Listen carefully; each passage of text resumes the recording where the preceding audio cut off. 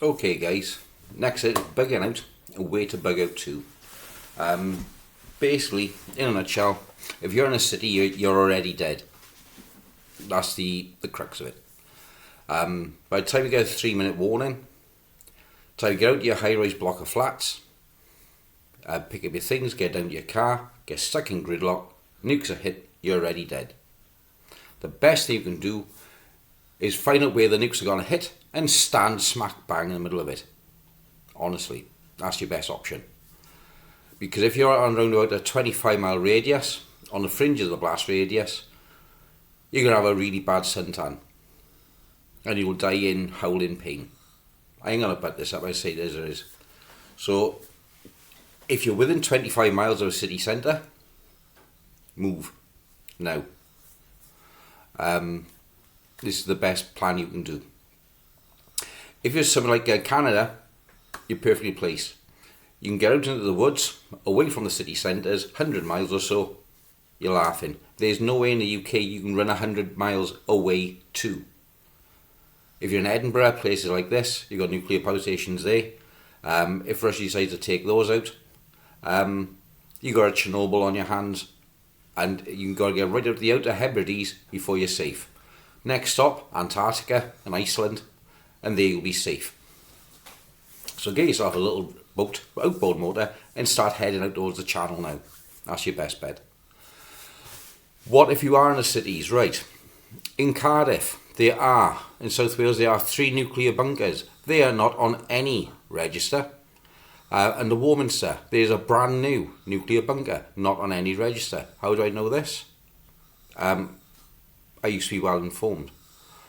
The one you guys know of in Bridgend is an 80 bunker which was deactivated back in the 90s. This is going to be accessible to you. This is going to be perfect for people around the Pencoed area and Brackla. By the time the rest of the area gets in it will already be full. 2 nuclear bunkers in Cardiff city centre. One just by the Magic Roundabout up in the housing estate, but there, near Windsor Village. There's a small nuclear bunker there. And there's another nuclear bunker just across by the assembly buildings, or towards the Hedgehog. There's another nuclear bunker there, unregistered. What the rest is going to do? Right, you need to get underground. You'll be looking at places like Tower Colliery, mine shafts, well underground. I won't be surprised if half the miners there already got it stocked out. Drift mines, old levels, get into them and board up the doors. That is your best option. If you're on the fringes in a fallout zone. If you're in an impact zone, if you've got, say, a city like Cardiff, 1 million people trying to get out of Cardiff up into the valleys, every bottleneck is going to be jammed. You already know yourself with the M4, come up off the M32 Kingswood and Brislington, that's going to be jam-packed. Almsbury Interchange, that's going to be jam-packed. Bringlass Tunnels is going to be jam-packed. Calder Roundabout, jam-packed. Coming up to Castle Cork, jam-packed. Then come round to Port Talbot, the expressway, coming into Britain Ferry, jam-packed. Come round to Neath, jam-packed. So, in the event of the old Ruskies do let rip, my honest opinion, go stand under the bastard. Because if you're going to go, you want to go quick, you don't want to be hanging around. Because the last thing you want is nuclear burns, all the medical units full, roads are full, you can't get there, you're dying of radiation sickness, you're screaming in pain and agony. I'd want a quick ending before dragging it out. Best chances are the ones up in the Rockies in Canada, up in the woods. Those in America who've already built their underground bunkers and shelters. You're gonna be the survivors, the best ones. Ones like Survival Lily. She lives in a good area.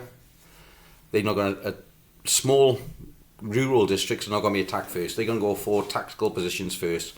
London city centre, Bristol, Birmingham, Leeds. The people which do survive, they won't be preppers. They will have nothing ready to prepare at all. They bury their heads in the sand. This is where you're going to need your classified stash and your munitions, because if you do survive, they're going to be coming for it. It will be the zombie apocalypse. So make sure you're stocked up on your broadheads, your bolts, and anything else you think you're going to need. Sounds grim. It is grim. I don't like to butter things up. I say things as they are. So make sure, folks, you have plenty of water stashed, dehydrated foods, tin foods. Forget frozen. One of the first things the nukes will hit will be power stations.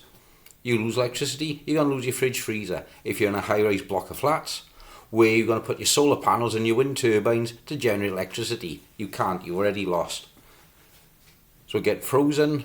Forget frozen. Get tinned, dried, and loads of water.